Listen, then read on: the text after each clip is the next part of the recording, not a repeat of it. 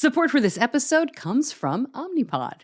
When you're deciding on a brand of insulin pump, there are a lot of things to think about, especially if you've never used a pump before. It can seem overwhelming. There are a lot of choices, and you want to make the right decision. That's why I'm so excited to tell you about Omnipod 5. Curious about trying an insulin pump or seeing what life without tubes is all about? Unlike traditional tubed pumps, you can try Omnipod without being locked into a 4-year contract. You might even be eligible for a free trial. Go to diabetes-connections.com and click on the Omnipod logo for full safety risk information and free trial terms and conditions. Also visit omnipod.com/diabetesconnections. This is Diabetes Connections with Stacey Sims. This week, catching up with Sernova. Earlier this year, they announced that 7 people have achieved insulin independence due to their cell pouch system of islet cell transplantation. And 1 person has been off insulin injections or infusions for 4 years. So what does that mean going forward? I'm talking to their CEO, Jonathan Rigby, and to Frank Shannon. He's their Senior VP of Clinical Development and Regulatory Affairs. We talk about the process itself. How does this actually work and what makes Sernova's technique different? How realistic is this really? We've been talking about this for a very long time. We go into cost and accessibility and a lot more. This podcast is not intended as medical advice. If you have those kinds of questions, please contact your healthcare provider. Welcome to another week of the show. I am always so glad to have you here. I'm your host, Stacey Sims, and you know we aim to educate and inspire about diabetes with a focus on people who use insulin. My son is marking 18 years this month with type 1 diabetes. He was diagnosed right before he turned 2. And there were 2 things that we heard about in the hospital during his diagnosis. One was this weird artificial pancreas thing, which is, of course, now the AID systems, which are, very prevalent in the pump market. And he has had one since 2020. And the other was islet cell transplantation. We actually knew a couple people who had been through clinical trials for that. And this was, way back. So every time this comes up, I'm always interested to see how it has progressed. And every time it comes up, you have a lot of questions. So I'm thrilled when I can ask those questions for you. And we'll get to that in just a second. But first, I want to give a quick reminder about Mom's Night Out. I know there's so much going on this time of year, but we do have registration open for 2 Mom's Night Out events in 2025, Atlanta and Cleveland. You can head on over to diabetes-connections.com and click on the events tab to learn all about these events. And you can see pictures from previous events and read our summary of what's happened there. But Atlanta is January 31st through February 1st, and Cleveland is February 21st through the 22nd. The early bird special is still on for Cleveland, but we have closed it for Atlanta. You can use a promo code, though. I will give you one here, MNO30. Will save you 30% off the full price for Atlanta. And if you have any questions about any Mom's Night Out events, please let me know. You can always contact me, Stacey at diabetes-connections.com. Women with type 1 are welcome. This was an event designed for moms, but we've had women with type 1 at every event. And I'm thrilled to have you there. You are more than welcome. Okay, my guests this week are Jonathan Rigby. He is the CEO of Sernova. He lives with type 1. He was diagnosed when he was 18. He had been on the board of Sernova, and he just became CEO this past August. I'm also talking to Frank Shannon. He is the VP of Clinical Development and Regulatory Affairs for Sernova. They will both explain what Sernova has been working on here. But in a nutshell, they're making a cell pouch system that they hope will be a functional cure. What does that actually mean? Where are they in these clinical trials? Can you get into them? What about immunosuppressive drugs? What about cost? We have a big conversation here, and that is coming up right after this.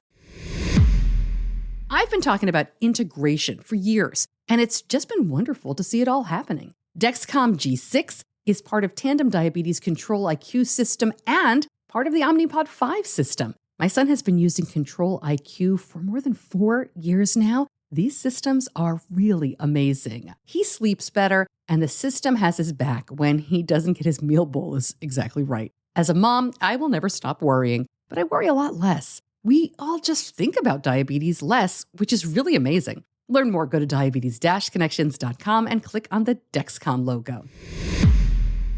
Jonathan Rigby, Frank Shannon, welcome to Diabetes Connections. I appreciate you spending some time with me and my listeners. Thanks so much for being here. It's an absolute pleasure, Stacey. Thank you. You got it. Let's jump right in. A lot to get to here, a lot of information, a lot of exciting stuff. But Jonathan, let me start with you just at a very high level. What is Sernova trying to accomplish here? Stacey, Sernova is trying to accomplish a very meaningful breakthrough for multiple disease types, but our main focus is on type 1 diabetes. And our mission is to give patients their lives back by developing and providing them with essentially a functional cure for type 1 diabetes. Where do we stand in that process? About a month ago, we got some really exciting news. Can you kind of bring us up to speed about where these trials are? I'd be happy to. Right now, we have 13 patients who've been treated with cell pouch and donor islets.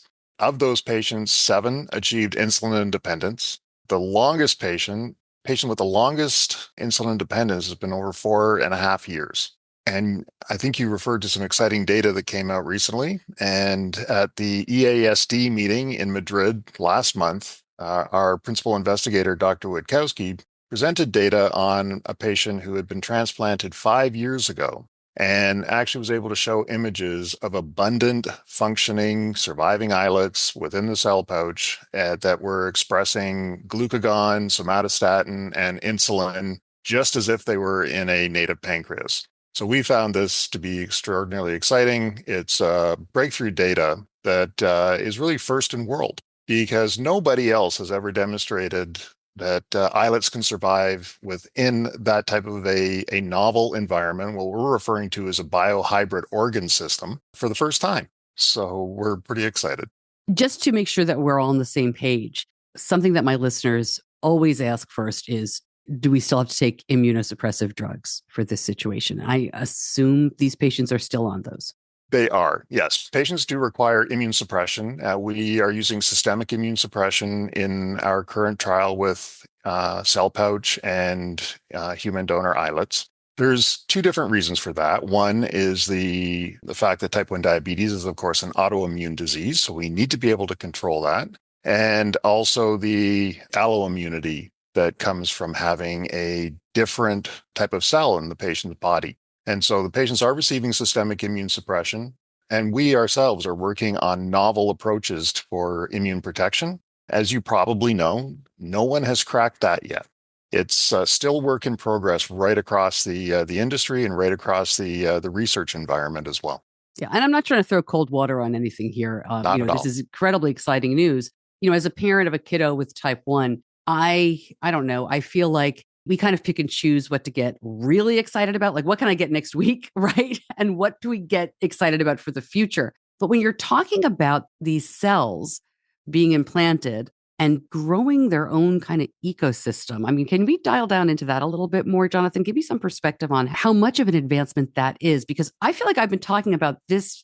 I mean, since before we had the podcast, we heard about islet cell transplants. This is not the same as that. This sounds like something that's really grown into something different. Well, Stacey, I'd be happy to. And like your kiddo, I have type 1 diabetes as well, myself, and have had for most of my life. And when I was diagnosed, I was taking pig insulin from a reusable glass syringe and had zero way of checking my blood sugar, no short-acting insulin, just 2 long-acting insulin shots a day. And so that kept me alive for a long time. I'm now suffering the consequences of, I have some pretty terrible vision here, even though I'm a very disciplined diabetic and I look after myself. So, when we look at diabetes today, I have an insulin pump. I have a continuous glucose monitor. I have human recombinant insulin. So it's a 1,000,000% better than where I was when I was diagnosed. But we have to be very honest with ourselves here. We talk about diabetes, and for some people, the perception is, well, what's the problem? We have insulin, we have pumps, we have auto-injectors. What's the problem? Well, the stark reality, the disappointing reality is people with type 1 diabetes still get heart disease. They still get kidney disease. They still sometimes need amputations. They lose their sight. And sadly, the statistics show that about one diabetic in 10 can actually die from severe hypoglycemia. So we are nowhere near fixing the problems with this disease yet. And yes, this is going to take Sernova some time, but our goal with what we're doing with, as Frank described, our cell pouch, our type 1 diabetes biohybrid organ, one day we want to look back and see diabetes as a memory. Yeah. When we're talking about the stem cells that are being used here, I know this might sound like a very dumb question, and I'm a layperson all the way here. But is there anything special about the cells? In other words, we have some people when their child is diagnosed, they're like, oh, I need to save these embryonic cells, or I need to save the placenta, or I need to do this other stuff. Maybe, Frank, this is a question for you. Are the stem cell and the supply, is there anything special about these cells other than being stem cells? And is the supply robust? With what we're working on right now, Stacy, is we're using human donor islets to transplant into cell pouch. So these are islets that are obtained from donors, deceased donors who have surrendered their pancreas. And through the expertise of Dr. Witkowski and his team, they're able to isolate the islets from those donor pancreata. What you're referring to in terms of the stem cell, that's a different technology that we are exploring, and actually more than exploring. We are far down the path with a partnership that we're collaborating with a company called Evotec out of Germany, and we are co-developing a induced pluripotent stem cell derived islet-like cluster, and that is essentially an islet replacement that we have been able to demonstrate through preclinical models that it works virtually identically to a human islet. And so our preclinical models are looking very positive. And we're looking forward to getting that into the clinic in the middle of 2026. So let me back up and re-ask that. As you just heard, I think there's some confusion. There's definitely confusion for me, as you heard, about stem cell versus the islet cells. So let me kind of re-ask that question about what you are using here, because I don't know, do we need to be concerned about there not being enough of these donor pancreases to continue with the project this way? Absolutely. Well, in terms of continuing with the project, we have a limited number of patients we would be putting into the clinical trials for testing of this. But I guess if we were to take and expand that and ask, are there enough donor pancreata in order to be able to treat the diabetic patients who need this kind of treatment? The answer is absolutely no. At this point in time, it's really only those patients who are in desperate need of treatment who are able to get it simply because of the limited number of donor pancreata that are available. And this is why we are working so hard with Evotec in order to be able to develop the stem cell derived islets so that we will have an unlimited supply of these cells. And there will no longer be that limitation in terms of how many people can be treated with this type of therapy. Again, I know I'm getting ahead of myself here, but if you have the stem cells with Evotec, and this is not, as you listen, this is not in trials yet, so I'm asking a real theoretical here, would that help with the immunosuppressive portion of the problem? Not initially, because those stem cells are originally derived from an adult donor who has consented to providing their initial stem cells. Therefore, it has the genetic makeup of another person, and the body can still recognize those as being foreign. So initially, with the stem cell-derived islets, they will require immune suppression. However, there are technologies that we are well aware of and we are working on with partners to be able to edit the stem cell-derived islets to actually be immune evasive. Wow. So create a genetic makeup of those cells such that the human immune system won't recognize them as being foreign. Jonathan, let me ask you, the people in these clinical trials, how are they doing? And I don't just mean, they're not using exogenous insulin. Like, how's their quality of life? Well, I can quote one of them, Stacey. So the patient that Frank mentioned earlier, I can't name her personally, but she was in our trial for 4.5 years. And this is what she said about this. She said, so after having type 1 diabetes for over 47 years, I can easily state how absolutely wonderful life is to be free of always thinking of how to manage my diabetes. My only wish is that it could have been done sooner. So that's quoting verbatim from a patient in our study who was insulin independent for about 4.5 years. So the short answer is they feel good. There's data saying a person with diabetes has to make around 200 decisions a day about how they look after themselves. It is a very, very onerous condition. It's very, very complicated to control. It worries parents all day, every day. It's frightening. Taking that burden away from people is a wonderful, wonderful gift that we're trying to give to patients. An interesting point there. This is a woman who lived with type 1 for a very long time. And I think it's important to note for the listener, the people in these trials aren't newly diagnosed. In other words, if and when this becomes available, this isn't something that you'll have to do in the first year of diagnosis, right? I mean, it's working just as well for those with long experience with type 1 diabetes, I assume, right? Absolutely. In fact, all of the patients who are in our trial have to have been diagnosed with type 1 diabetes at least 5 years prior to being able to be eligible. Now, that would not be the condition going forward. That's because this is an early stage trial. But we're able to treat patients with long-standing disease, or more recent diagnoses would also be possible once we have the approval for this therapy. I guess what I'm asking is, and it may be clear, I may have missed it, but like when we talk about really exciting things and breakthroughs with diabetes, there's, I have this mixed feeling sometimes like, well, this might help my grandkids if I'm lucky enough to have them, but will it help my son? And is the idea here, again, I know we don't have anything that can be used today, but is the idea here that it would help people in all stages of diabetes, whether it was a year in or 50 years in? Is that the idea at least? Right back to the interview, but first, Diabetes Connections is brought to you by Edgepark.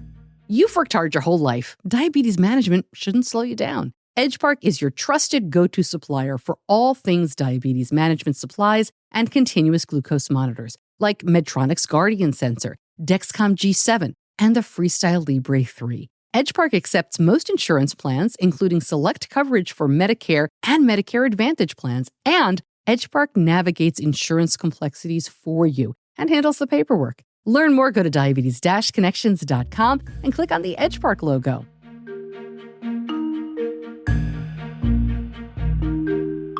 Stacey, the way I would look at that, I joined Sernova because I'm very passionate about diabetes. Being a type 1 diabetic, I was looking at the company, looking at the data, chatting with Frank and my other colleagues. And the goal is to have this product on the market. And that my goal is that, if we provide data showing that people's diabetes is in control, the time in range is significantly higher than it ever has been, the comorbidities, the consequences of longer term diabetes are reduced, then I don't see a reason why the vast majority of people wouldn't be using a product like this. I really don't. If I could go on this product right now in our trial, I would. Yeah. Maybe one day I certainly will. From the patient perspective, what is the procedure in the trial? I mean, it's a surgery. Is it more than one? It is. In our clinical trial right now, patients will undergo at least 3 surgeries. And what happens is the cell pouch, which, as we described earlier, is a biohybrid organ system, it's approximately the size of a credit card. And those are placed, we place 4 of them on the surface of the patient's abdominal muscle. So it goes underneath the skin and it sits on top of the abdominal muscle. And each of the cell pouches are comprised of a series of parallel mesh chambers that allow the patient's own tissues and blood vessels to grow in and around the mesh, fully integrating into the patient's own body and around these unique spacers. After that has happened over a period of about a month, then those spacers are removed, and that allows the surgeon to go back in and then place the therapeutic cells into the chambers of the cell pouch. So that becomes the second surgery. Now, because of the limitations with the number of islets that can be obtained from a single pancreas, we do 2 transplant operations in the current clinical trial. Ultimately, when we are using the iPSC-derived islet replacement cells, we will be able to do everything in one single approach. So it'll be the implant, And then the transplant will all happen in a single surgery. So there'd be a maximum of 2 surgeries that the patients would have to undergo. But it's very minor surgery. It's small incisions that take place, and the whole thing is conducted within about an hour. Wow. And with a view on the future, Stacey, we have explanted cell pouches from a patient after 5 years from implantation. And I believe Frank mentioned it earlier, where we saw abundant production, abundance of cells still producing insulin, glucagon, and somatostatin. So, today, with our insulin pumps and our injectors, we only give insulin, but insulin is only a part of the equation. Insulin makes our blood sugars go down, but in a normal person, we also have glucagon that makes them go up. And that is completely absent in today's therapy. So in the future, our goal here is to optimize the cells, optimize the cell pouch, minimize immunosuppression, you don't get rid of it, but really effectively create a biohybrid pancreas. That's our mission. And in the clinical trials, when we're talking about these people who are no longer using exogenous insulin, the glucagon function, all of that is what you're referring to, right? It's working well in them as well. It's essentially restored to normal. Wow. It's hard to imagine. And Jonathan, let me ask you about that, because you were diagnosed with type 1 as a young adult, right? You were 18 when your life turned upside down, but you had kind of alluded to the fact that you were probably living with diabetes for a few years prior. Did you have a couple of really rough years? I had some terrible years. I went into a coma.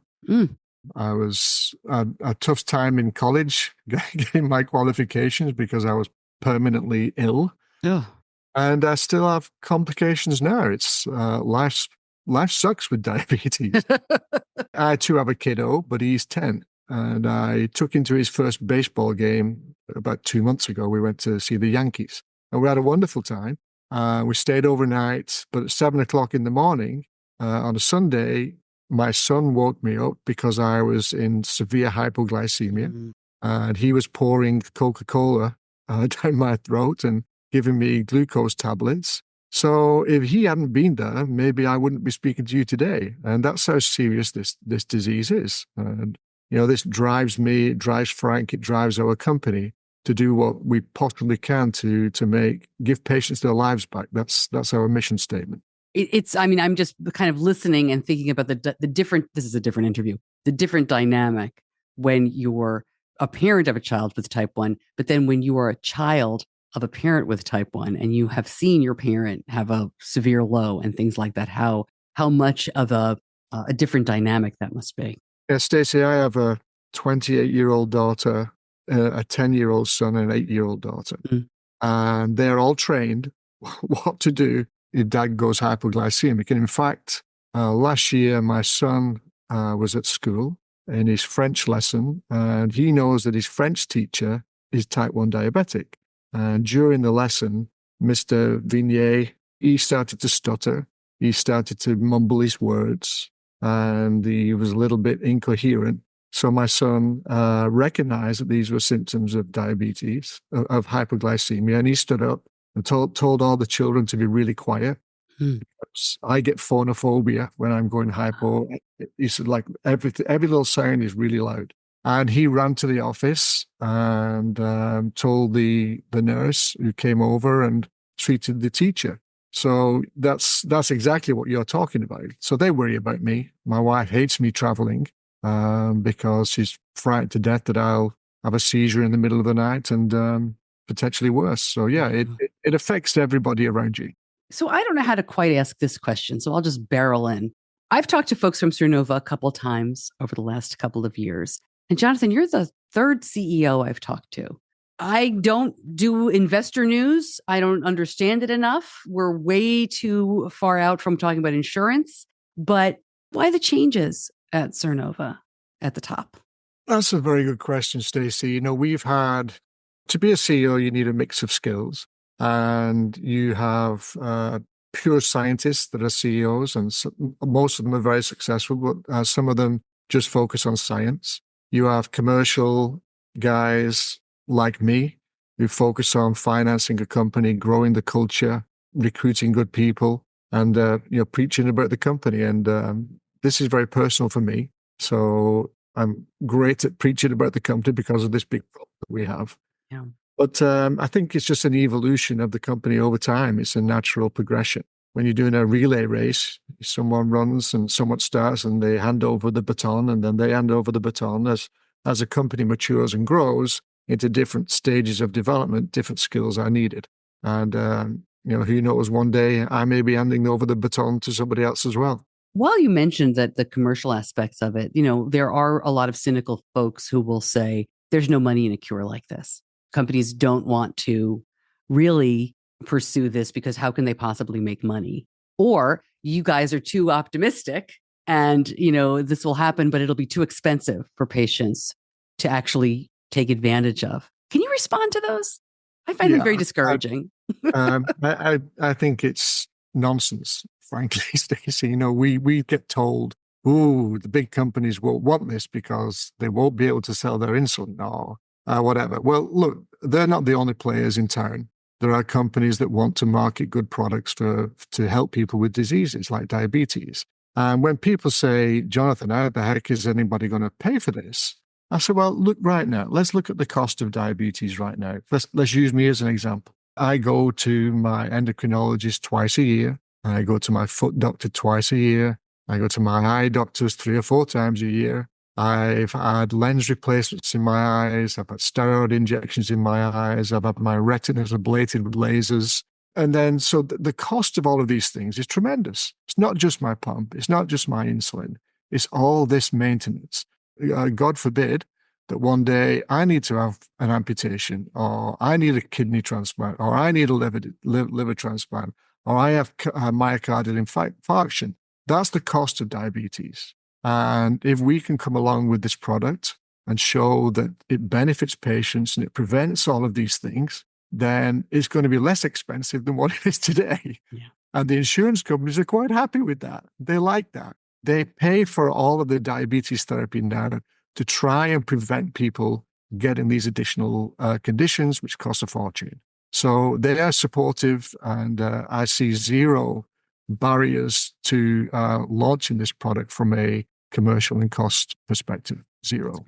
Before I let you go, I always have to ask, my listeners will want to know, can we sign up for the clinical trials? How do we learn more? How do we try this stuff? I know it's very small and it's a long shot, but is there any chance? Are you recruiting for new trials? We are continuing to recruit for our current clinical trial. We have 7 of 10 patients in the current cohort. We intend to be putting 3 more patients on. If someone is interested, they can reach out to us through our website at Sernova.com, and we'll be more than happy to route them to our clinical center so they would be able to talk to the clinical trial site personnel.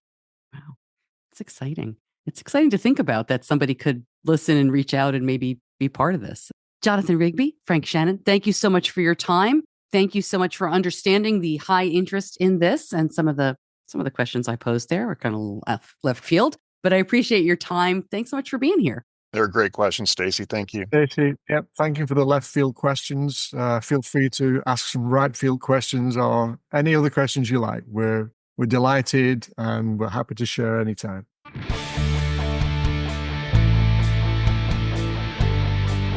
You're listening to Diabetes Connections with Stacey Sims. More information about Sernova, you can find out more at diabetes-connections.com. Just click on that episode's homepage. I'm also going to link up the other interviews we have done with them if you want to track the progress. And they are not the only people working on this, of course. So we continue to try to talk to the folks that are hoping to make islet cell transplants and stem cell transplants a reality for, what they call a functional cure. Quick programming note. We will have an In the News episode this coming Friday, probably the last In the News of the year, unless something truly bananas happens. And then our regularly scheduled interview episode should be coming out on the 24th on Christmas Eve. I haven't quite decided what I'm doing there yet. I may replay an episode from earlier this year, but I don't think I'm going to skip the week entirely. I will certainly let you know on social media and in Diabetes Connections, the group, to let you know what's going on with that. And then the following week, we're going to be right back at it. We're going to have another episode on the 31st. We're going to be taking a look ahead at what we think is going to happen, not necessarily predictions for diabetes technology for 2025, but kind of a look at what's going on out there and, what we are looking forward to I'm excited about that episode with a new guest, never been on the show, but lots of fun. And then it is on from there. Oh my goodness.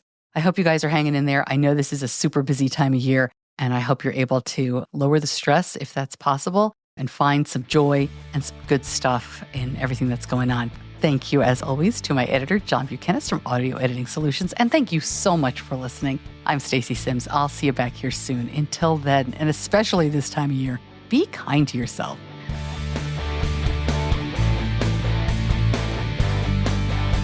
Diabetes Connections is a production of Stacey Sims Media. All rights reserved, all wrongs avenged.